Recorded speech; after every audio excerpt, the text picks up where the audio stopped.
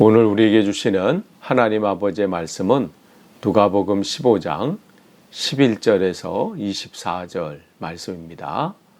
누가복음 15장 11절에서 24절 말씀인데 제가 봉독해 드리는 것은 21절에서 24절까지만 봉독해 드리겠습니다.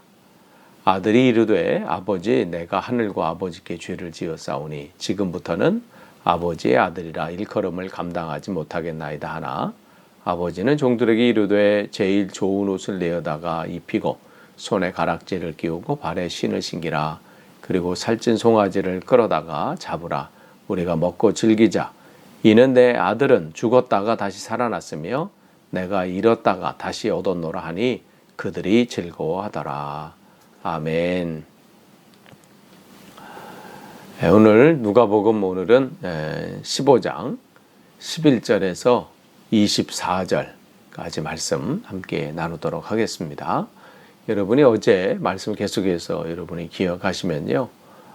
주님께서 모든 세리와 죄인들이 따라오는 것을 보셨죠. 그래서 죄인이라는 것은 무슨 세상적으로 범죄자들 얘기하는 게 아니라 유대인들이 또 이렇게 정해놓은 그 율법의 그 규정들을 제대로 지키지 못한 사람들을 통틀어서 그들의 죄인이라 이렇게 평가를 했다고 말씀을 드렸어요. 그들을 보면서 주님께서 그들을 초청하시고 함께 식사하는 것을 바리새인과 율법 교사들, 즉 서기관들이 보면서 왜 저들과 함께 하느냐? 저들은 세리고 죄인인데. 그럴 때 주님께서 두 가지 비유를 하셨잖아요. 잃은 양을 다시 찾는 목자 비유를 하시고 또 10드라크마를 잃은 한 드라크마를 잃은 그 여자의 비유를 통해서 내가 얼마나 저 한 영혼이 주님께로 돌아오는 거 그게 얼마나 기쁜 일이고 하나님께서 얼마나 기뻐하시고 또 그 일들을 얼마나 좋아하시는지 그 말씀을 이제 하셨어요. 이제 세 번째 비유입니다. 그 잃은 양 또 잃은 드라크마 그 비유에 있어서 또 이렇게 하는 거 이제 오늘은 이제 사람을 이제 대상으로 비유를 하시는 거예요. 그래서 어떤 사람이 두 아들이 있는데 그 둘째가 아버지에게 말하되 아버지여 재산 중에서 내게 돌아올 분깃 유산을 달라는 것이죠. 근데 이 당시 관습에 의하면 유대 관습에 의하면 이 유산 상속은 아버지가 돌아가셨을 때 그때 이루어지는 것인데 그 전에 요구하는 것은 그야말로 있을 수 없는 그런 요구죠. 부적절한 요구예요. 그런데 그 요구를 하는 아들을 등장시킨 거예요. 그러니까 이거를 듣고 있는 이 청중들은 이런 일이 과연 이게 말이 되냐? 잃은 양은 뭐 괜찮고 뭐 드라크마 뭐 이해할 만한데 아니 이러한 아들이 있나? 뭐 막 분노했을 거예요. 또 이제 여기서 생각할 것이 소유 이 유산을 받을 수는 있어요. 뭐 이렇게 고집해가지고 그러나 그거를 팔 수 있는 처분권은 인정되지 않았습니다. 아버지가 살아계시는 동안은 처분하는 것은 돌아가신 다음이에요. 미리 줄 수는 있어요. 소유할 수는 있지만 처분하는 것은 돌아가신 다음에 이렇게 일어나요. 또 우리가 잘 아는 것처럼 율법 기준에는 이제 큰 아들에게는 3분의 2, 그 다음에 나머지 둘째 아들에게는 3분의 1의 유산이 이렇게 상속이 되는데 뭐 이런 것을 여러분 이제 아신 다음에 근데 이제 13절 보시면 그 후에 며칠이 안 됐다 이렇게 됐어요. 받은 지 며칠이 안 됐는데 무슨 지금 이 아들이 무슨 짓을 하고 있어요? 재물을 다 모아 가지고 그 얘기는 뭐냐면 다 팔았다는 거예요. 유산을 돈이 되도록 이제 만든 거죠. 현금화 시킨 거예요. 그걸 가지고 이제 먼 나라로 간 거예요. 그러니까 여기서 이제 더 충격을 받는 거죠.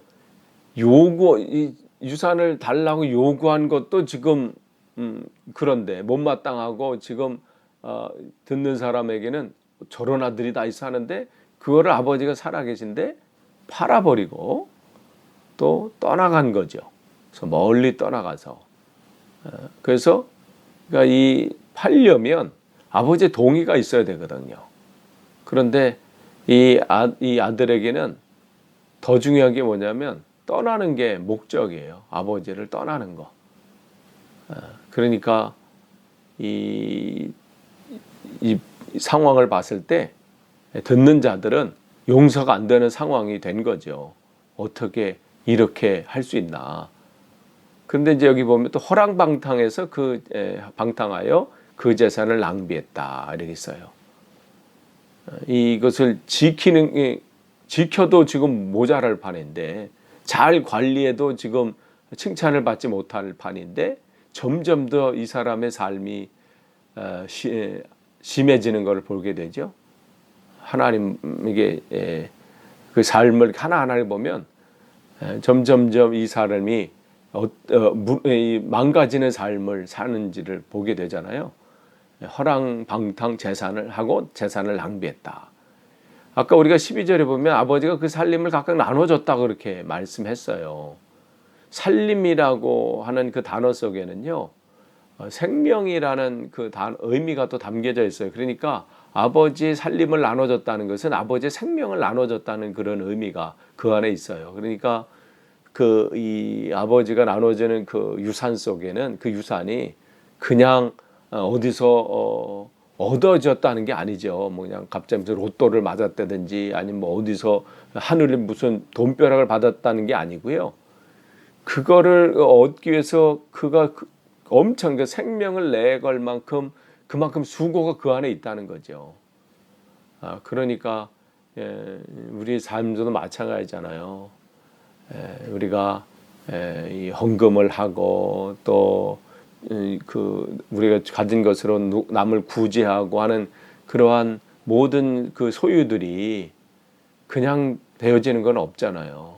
여러분의 수고와 땀방울이 그 안에 다 담겨져 있잖아요. 이 아버지도 마찬가지였어요. 근데 그런 것을 어떻게 해요? 쉽게 허비해버린 거예요. 그런데 여기 허랑방탕했다는 것은 어떻게 했냐면 합당하지 않게 사용했다는 거죠. 그 안에 그게 다 담겨져 있는 거잖아요. 그거를 중요한 곳에 제대로 된 곳에 사용돼도 지금 모자를 판인데 그것을 부적절한 곳에 지금 사용되어진 거잖아요. 그러니까 이 삶을 여기서 허랑방탕했다는 것은 결국은 돈의 문제도 있지만 결국 이 둘째 아들의 삶이 헛된 곳에 지금 낭비되고 있다는 거예요. 이 삶이 지금 그의 삶도 지금 잘못된 곳에 헛된 곳에 지금 쓰여지고 있다는 것이죠. 사람이 점점점 이렇게 나락으로 빠질 수 있어요. 한번 잘못된 선택을 하게 되고 또 그것에 꽂히게 되고 그것이 자기 전부인 줄 알고 달려가게 되면요. 자기가 지금 마치 불나방처럼 불구덩이에 지금 빠져 들어가는지도 모르고 간다는 것이죠. 우리 주위에 그런 일들을 얼마나 많이 봅니까? 아니 우리의 삶을 통해 되돌아보면 그런 일들이 한 번쯤은 다 있었잖아요. 잘못된 선택 때문에 왜 내가 그때 좀 더 돌아보지 않았을까? 왜 내가 이성적으로 판단하지 못했을까? 그냥 한 가지에 빠져서 매몰돼가지고 그게 전부인 줄 알고 죽는 길로 가고 있었던 그런 잘못된 길로 가고 있는지를 깨닫지 못하고 그런 상황들이 있잖아요. 지금 이 사람이 그렇습니다. 이게 뭐예요? 아버지를 떠난 인생의 모습을 우리에게 보여줘요. 하나님을 떠난 인생은 이런 거예요. 그런데 여기 보니까 14절 보시면 다 없앤 후에 가지고 있는 게 다 그러니까 없어진 거죠. 없어진 다음에 그 나라에 뭐가 있냐면 크게 흉년이 들었다. 그가 비로소 궁핍한지라. 그러니까 이것도 마찬가지예요. 만약에 그 가지고 있는 그 재물이 그 돈이 가지고 있었을 때 만약 흉년이 왔으면 어떤 다른 방법을 찾아봤을 거예요. 그런데 그 가지고 있는 것도 다 없어진 다음에 이어서 무슨 일이 일어나는 거예요? 흉년이 일어났는데 크게 일어났다. 그래서 궁핍하게 된 거예요. 결정적으로 지금 이 사람은 그 인생이 코너로 몰린 상태지요. 이러지도 못하고 저러지도 못하는 그러한 상황 가운데 있는 거예요. 그런데 이 상황 가운데 그는 비로소 그의 삶이 깨닫게 되는 사실은 계기가 되죠. 그 다음 절에서부터 이렇게 보게 되면 15절 보시면 점점점 그 사람의 그 나락으로 빠지게 되는 게 뭐예요? 이제 궁핍하게 된 거에 비로소 그러면서 어떻게 그 다음에 가서 그걸 해결해 보려고 이제 자기 나름대로의 방법을 찾아본 거죠. 그 나라 백성 중 한 사람에 붙여 사니 이렇게 돼 있어요. 그러니까 당시 유대 민족들이 이제 바벨론 포로 이후에 사실 다 돌아온 게 아니잖아요. 고국으로 돌아온 사람들이 있는가 하면 남아 있는 사람들이 있고 또 다른 지역으로 흩어진 사람들도 있었거든요. 그래서 당시에 이 팔레스타인 지역에는 한 50만 명 정도가 살고 있었다 이렇게 돼 있고요. 그 다음에 나머지 다른 지역에 흩어져서 사는 사람들, 그래서 디아스포라라고 그러잖아요. 흩어져서 사는 사람들, 그런 사람이 한 400만 정도 된다고 이렇게 통계가 나와 있는데 지금 이 사람은 바로 다른 나라로 가서 그 유대인들이 거주하는 그 지역에 살았던 것 같습니다. 그런데 그렇게 해서 있다가 먹고 살기 위해서 어떻게 해요? 일을 구하는데 무슨 일을 구해요? 당시 유대인들은 혐오스럽게 여기는 돼지를 키우는 일을, 돌보는 일을, 그 일들을 감당하게 되잖아요. 그러고 보면 이 돼지의 주인은 이방인인 것 같습니다. 유대인들은 그 일들을 사실은 혐오하니까. 그러니까 지금 이 얘기는 뭐냐면 지금 이 아들은 유대인으로서 이방인의 그 사람 밑에서 지금 종으로 일하는 거잖아요. 그리고 일을 하는데 무슨 일을 해요? 혐오스럽게 여기는 돼지를 키우는 일들, 유대인으로서는. 그러니까 지금 이 사람의 이 삶이 얼만큼 지금 나락으로 떨어지고 있는지를 보여주게 되지요. 그러니까 최악의 상황으로 추락이 된 거예요. 지금 아버지를 떠난 자의 모습을 우리는 보고 있어요. 그런데 거기서 끝난 게 아니에요. 거기서 끝나면 얼마나 좋아요. 더 떨어지게 되죠. 그럼에도 불구하고 먹고 살 길이 막막한 거예요. 근데 어떻게 거기서 그래서 돼지 먹는 쥐염 열매로 배를 채우고자 한다. 쥐염 열매라는 것은 콩 종류의 식물이에요. 근데 이제 대부분 그것은 가축 사료로 사용이 됐습니다. 그런데 거기서도 어떻게 그걸로 배를 채우려고 애써 보지만 그것조차도 허락되지 않는 비참한 상황이 된 거예요. 그러니까 어떻게 해요? 허락되지 않는 거예요. 그러니까 어떻게 해요? 주는 자가 없다 이렇게 됐어요. 지금 점점점 여러분 떨어지는 것을 보게 되죠. 지금 이 청년은 이걸 기대하고 시작한 건 아니잖아요. 이걸 이 아버지를 떠나면서 할 때는 뭔가 새롭게 뭔가 될 것이라고 기대한 거 아니겠어요? 아담과 하와가 하나님을 떠날 때, 그 사단의 유혹에 빠져서 그걸 따라갈 때 그들이 기대하는 바는 뭐였어요? 하나님처럼 지혜롭게 된다는 그 말에 속는 거잖아요. 뭔가 새롭게 된다고, 지금보다는 나아질 것 같고, 지금보다는 좀 더 지혜로워질 것 같고, 지금보다는 좀 더 새로운 삶이 될 걸 기대하지 않았겠어요? 떠난 다음에 일어난 일은 뭐예요? 그 인생이 멸망이잖아요. 그게 우리 인생이라는 거예요. 예전에 아담과 하와가 그랬고 오늘 이 청년이 그랬다. 이게 아니고요. 하나님을 떠나는 모든 사람들은 그렇다는 거예요. 근데 17절에 이에 스스로 돌이켜 이르되 이렇게 했잖아요. 나락으로 떨어져도요. 이 돌이키는 이 일들이 시작이 되면 그는 희망이 있습니다. 상황이 막 내 상황이 지금 험악한 힘든 상황이 된다 할지라도 주님께로 돌이키는 그 시간이 오면 그는 아직 희망이 있습니다.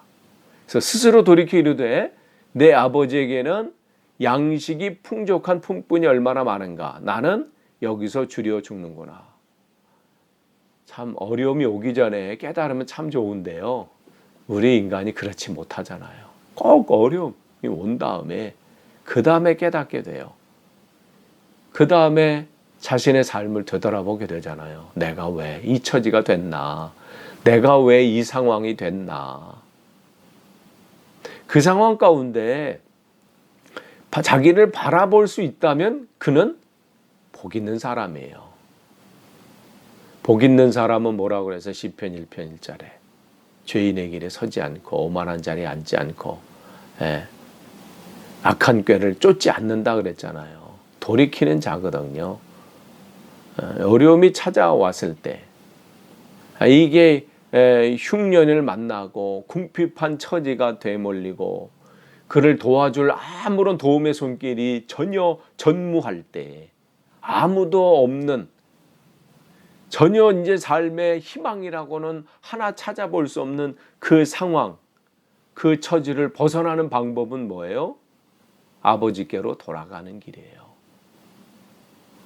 세상의 모든 희망과 모든 끈이 끊어지고 모든 방법이 사라졌을 때 그 처지를 다시 회복하고 다시 살리고 다시 그 인생이 살 수 있는 방법은 아버지께로 돌아가는 방법밖에 없습니다. 돌이키지 않고 다른 방법을 찾겠다고 계속 고집을 피우면 결과는 어떻게 돼요? 지금 이렇게 되는 거예요. 그 결과는 굶주림에 죽는 결과뿐입니다. 그런데 이 청년은 이제라도 정신을 차립니다. 스스로 돌이켜 자기를 살펴보는 거예요. 내가 왜 이 지경이 됐나? 내가 바꿔야 될 것은 뭔가? 내가 이제까지 놓치고 있는 것은 뭔가? 그걸 깨닫게 된 거죠. 그러면서 내 아버지 집에는 풍성함이 있었는데 이제 그것을 보게 된 거예요. 그러면서 18절에 보면 내가 일어나 아버지께로 가서 이르기를 생각만 하고 있잖아요. 결단하게 되죠.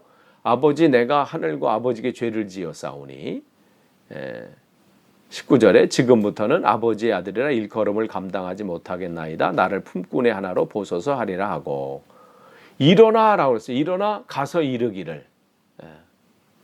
그러니까 구체적인 회개가 일어나잖아요. 강한 의지가 표현되어 있어요. 근데 한번 해보겠다는 게 아니에요. 그런 결단을 지금 분명히 하고 있지요. 아는 것은 행하는 겁니다. 나를 그렇기 때문에 진정한 회개는 자신이 잘못한 그 삶의 자리 있잖아요. 자기가 잘못된 선택을 하고 결단해서 지금 이러한 나락으로 빠졌어요. 돌이킬 수 없는 상황까지 됐어요.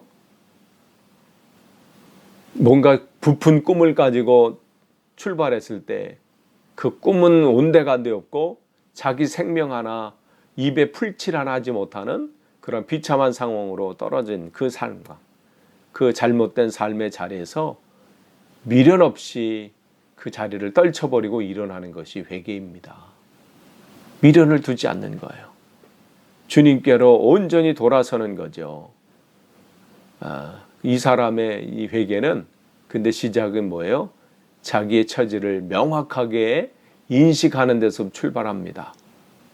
내가 주님 없이는 안 되겠구나. 내가 여기서 이대로 있다가는 이 방법대로 계속 머물러 있다가는 내가 죽겠구나. 내가 여기서 끝나는구나. 이대로 가다가는 내가 망하겠구나. 자기 참담한 현실을 깨닫는 데서부터 시작이 됩니다. 그는 그 상황에서 아버지 집을 기억했고요.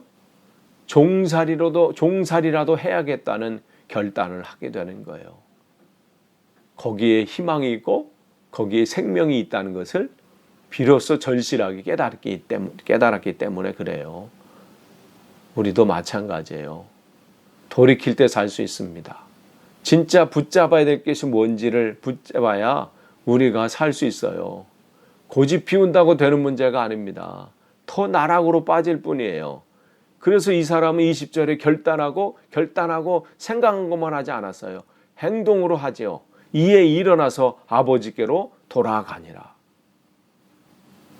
과거의 잘못된 선택과 잘못된 집중으로 인해서 삶이 망가지고 최악의 상황으로 갈 수 있어요. 우리가 뭐 제대로 된 선택만 할 수 있나요? 때로는 나는 제대로 된 선택이라고 했고 번뜩이는 아이디어라고 생각해서 그 길을 가지만 잘못된 길로 될 수 있잖아요. 이 아브라함도 마찬가지잖아요. 말씀대로 쫓아왔는데 그날 흉년이 일어나서 어떻게 해요? 애굽으로 가는 선택을 했죠. 그런데 어떻게 해요? 가정에 문제가 일어났잖아요. 근데 그때 하나님의 말씀을 통해서 깨닫게 되잖아요. 그러니까 주신 그 말씀 누군가를 통해서 나에게 주시는 말씀 누군가를 통해서 주시는 말씀이 있을 수 있고 나에게 직접 주시는 깨달음이 있을 수 있고 환경을 통해서 또 교회를 통해서 기도하는 가운데 하나님은 끊임없이 우리에게 말씀하셔요. 여러분 그거를 세밀한 하나님의 음성을 여러분이 놓치지 말아야 돼요. 그러니까 근데 그 음성은 때로는 나를 아프게 하는 말씀일 수 있어요. 그러나 그게 나를 살리는 것일 수 있습니다. 근데 그가 그 상황 가운데서 어떻게 해요? 돌아가는 거예요. 근데 아직 그 다음에 보세요. 아직도 거리가 먼데 아버지가 그를 보고 측은히 여겨 달려와 목을 안고 입을 맞추니. 청중들은 이 대목에서 놀라는 거예요. 왜냐하면 그 당시 아버지의 상은 엄한 아버지예요. 제가 어릴 때만 해도 아버지 하면 그냥 무서운 아버지가 대부분이었거든요. 엄한 아버지. 이 상황쯤 되면 어떻게 기대하는 바는 뭐예요? 청중들이 야 저렇게 돌아가면 이제 아버지한테 저거 혼나는구나. 아버지가 그냥 화를 내시겠구나. 그런데 어떻게 해요? 그건 고사하고 어떻게 해요? 그를 보고 달려가 목을 앉는다. 달려갔다는 거죠. 유대 관습으로 그 당시에 유대 관습으로 봤을 때요. 특히 이 달려가는 일은 있을 수가 없어요. 특별히 이 나이 많은 아버지가 달려가는 것은 있을 수가 없고요. 또 나이 많은 사람이 이렇게 달려간다? 이것은 통념상 그 당시 통념으로 금지된 일입니다. 달리다니요.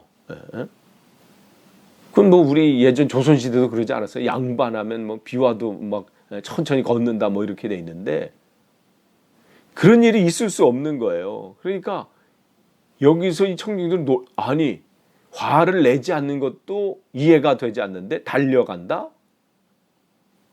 이 얘기는 뭐예요? 여기 아버지는 무슨 사회적인 통념이 이렇고 체면이 이렇고 이게 중요하지 않다는 거지요. 그냥 아들이 중요한 거예요. 그래서 사회적인 통념으로는 이래도 그게 아니라 그 잃어버렸던 그 아들을 향한 아버지의 무조건적인 사랑과 용서를 여기서 우리에게 보여주셔요. 이게 우리 아버지세요.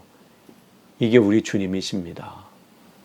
내 과거의 그 삶의 모습 또 그런 것이 어떠한다 할지라도 진정으로 회개하고 주님 내가 이렇습니다. 내가 이러한 인간이었습니다. 고백하고 주님 앞에 갈 때 주님은 우리에게 이러한 모습으로 다가옵니다. 이런 아버지가 세상에 어디 계실까요? 바로 우리 주님이심을 오늘 보여주시는 거예요. 그럴 때 21절에 그 아버지가 와서 안고 막 이럴 때 자기가 준비한 말을 하잖아요. 아버지 내가 하늘과 아버지께 죄를 지었사오니 이제부터는 아버지 아들이라 일컬음을 감당하지 못하겠나이다. 근데 이 말이 끝나기도 전에 어떻게 해요? 이 다음 멘트가 있잖아요. 그 다음 멘트는 뭐예요? 나를 아버지의 품꾼 중에 한 사람으로 봐주십시오. 이 말도 하기 전에 아버지가 하시는 말이 22절이에요. 아버지는 종들에게 이르되, 여기서는 우리는 그냥 종들에게 이르되 이렇게 돼 있지만 여기 이 원문에 이렇게 보면요, 급하게 이런 게 있어요. 그러니까 아들이 말이 다 끝나기도 전에 바로 그냥 종들에게 명령하는 거예요. 빨리 가서 좋은 옷을 준비하고 입히고 손에 가락지를 끼우고 신을 신기고. 이 얘기는 뭐예요? 재빨리 신속하게 어떻게 해요? 이제는 이 아들은 지금 이 아들의 예전에 잃어버렸던 그 모든 아들의 그 자리, 또 상속자의 그 모습을 다 회복시켜주는, 예전에 다 잃어버렸던 것을 다시 찾게 해주는 거죠. 다 회복시켜 주시는 거예요. 그 원래 위치로 만들었다는 그 의미입니다. 그러니까 아들이 그 말을 하기도 전에 이미 주님의 사랑과 은혜가 넘쳐나는 거예요. 바로 여기에 은혜가 있죠. 우리가 하나님 앞에 주님 내가 이렇습니다 고백할 때 주님은 부어주시는 그 은혜가 넘칩니다. 그리고 23절에 살찐 송아지를 끌어다가 잡으라 우리가 먹고 즐기자. 이 아들이 한 것은 없습니다. 무슨 대단한 가서 가져갔던 그 재산을 뭐 몇 배로 불려서 갖고 온 것도 아니고요. 세상적인 상황으로 봤을 때 무슨 출세해서 온 것도 아니에요. 그야말로 이러한 알거지가 없어요. 망해서 온 거예요. 그 몰골을 봤을 때 그냥 비참했었겠지요. 손가락질 받을 만해요. 그런데 왜 이게 그 아버지의 기쁨입니까? 돌아와서요. 오늘 주님은 바로 이 말씀 하려고 한 거예요. 너희들 바리새인과 율법학자들이 아무렇지도 않게 무시하고 하는 저 죄인들과 세리들, 그들이 하나님은 세상의 겉모습으로 판단하는 게 아니라 그 한 영혼이 돌아오는 것을 주님은 기뻐하신다. 그가 어떠한 사람일지라도. 그러면서 24절에 이 내 아들은 죽었다가 다시 살아났으면 내가 잃었다가 다시 얻었노라. 이렇게 말씀하시죠. 잃은 양의 비유나 잃은 드라크마 비유처럼 잃어버린 한 영혼이 돌아오는 것이 주님께는 큰 기쁨입니다. 이게 바라시는 것이죠. 아들이 한 것은 회개한 것밖에 없어요. 다들은 대단한 게 없어요. 그러나 이 회개한 게 주님께서는 대단한 일입니다. 돌아오는 것이죠. 그 회개한 것이 그 비참한 삶에서 벗어날 수 있는 일이었고, 또한 그 아버지 집에서 누릴 수 있는 참 기쁨과 안식을 누릴 수 있는 그 시작은 바로 회개였습니다. 예수님께서는 진정한 평안과 기쁨을 우리가 누리게 하시기 위해서 오늘도 우리를 초청하십니다. 돌아오라고 합니다. 또 그렇게 해서 우리를 주님의 제자로, 주님의 사람으로, 주님의 자녀로 우리를 부르신 거예요. 그 잃어버린 그 영혼들이 안타까워서 오늘도 그 영혼을 찾고자 오늘도 우리 그 하나님의 사랑으로 다가오시는 것이죠. 우리가 주님께 돌아오면, 돌이키면 살 길이 보이고요. 돌아오면 비로소 살게 됩니다.